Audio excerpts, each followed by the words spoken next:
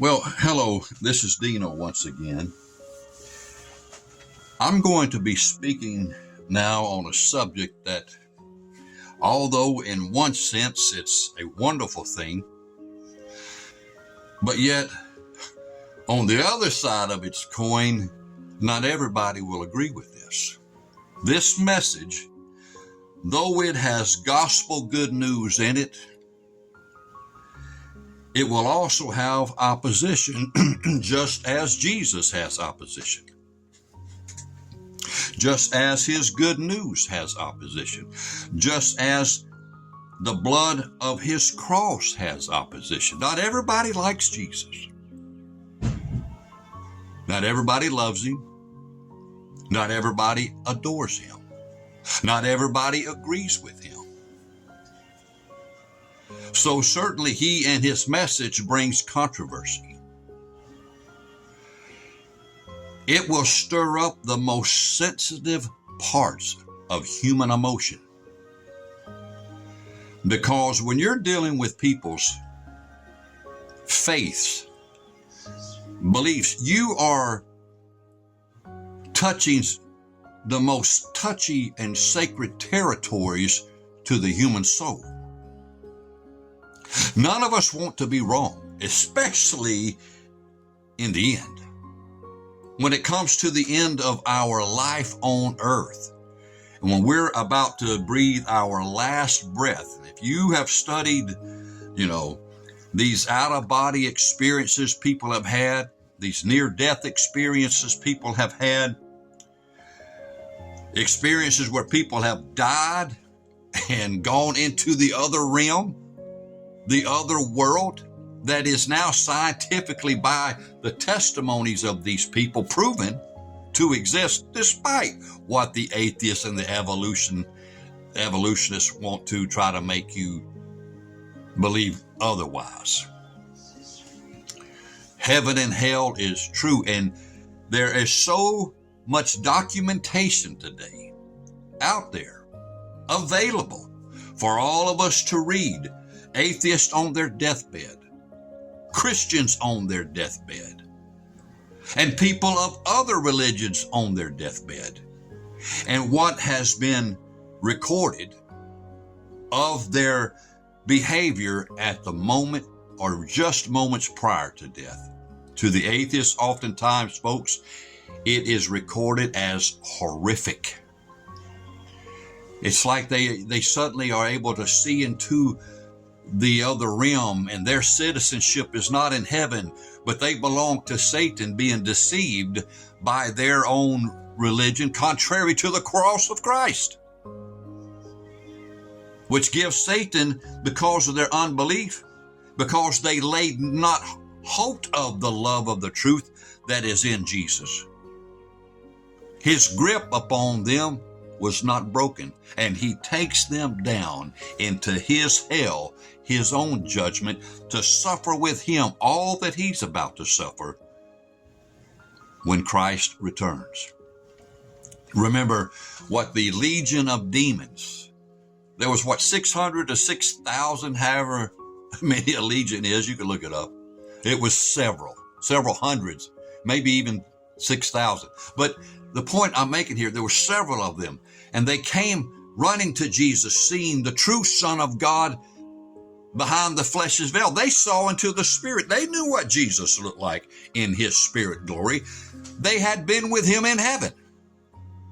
The flesh didn't hide from their spiritual eyes the Lord of glory behind the man Christ Jesus' body. And they ran up to him saying, "What have you to do with us, Jesus, thou Son of the Most High God? Have you come to torment us before the time?" They know there is a time of endless torment and suffering that they shall taste for eternity. And in their hate and disgust and their spiritual madness that's raging in them against God and in fright of their future, They know every soul of man that they take to hell, it gets to the heart of God when you see the measure God went through to redeem man through the blood of his own cross. And so the war is waged against our inner man, where the soul, the spirit of man, will end up either in heaven or in hell. And people have different beliefs about heaven and different beliefs about hell and how to get there. The Muslims have their belief. The Buddhists have their belief. The Hare Krishnas have their belief. The Hindus have their belief. The Christians have the truth. The Jews, lean on Moses. But Jesus says to them, Moses wrote of me. But if you don't believe what he wrote, how will you believe my words? Even though Jesus is raising the dead in front of them, which preaches that he was the designer of the single cell. He had to raise multiple trillions of single cells with all their complexity that is enormous. He had to know the complete function of every single cell, the DNA code of every person's personal DNA code, to raise them personally back up to who they were when he raised them from the dead. So there was no mixture of flies or bugs or maggots or any other DNA, crawling around the scene. He was able to make the separation and be glorified with that person's resurrection. And in that, God says, folks, none of us have any excuse today. I mean, like Lazarus, his body was dead as the dust of the earth. His body was dead as the wooden staff of Moses that God turned into a snake. Yet, though his body was dead as the dust of the earth, being dead 4 days, even in rotting stage, and though it was dead as the wooden staff of Moses, yet Jesus poured out his creator glory, wisdom, knowledge, understanding, know-how, and life-giving spirit as creator.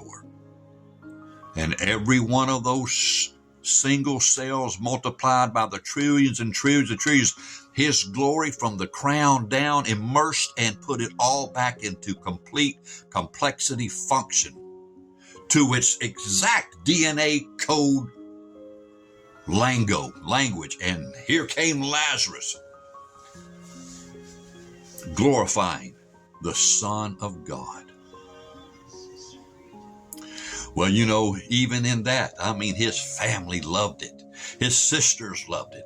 His relatives loved it. His friends loved it. And people were in awe and shock and wonder of what Jesus had the capacity to do. And from heaven comes this to all of us in that, where God says, look, folks, this is my beloved Son, by whom creation was made, and so were you. Hear ye him. Well, some people love that. Some people don't. And what also I'm about to share today, starting with this video, is a word that many will love, many will delight in, but it will not be without opposition, disagreement. And though many will love it, some will be offended. But it's the truth. And as hard as some people will have to accept it as true, it's still true. And I pray God, with God's help, by the time we finish these next few videos, the message and its intent will be well received for this great nation of ours called America. See you on the next video.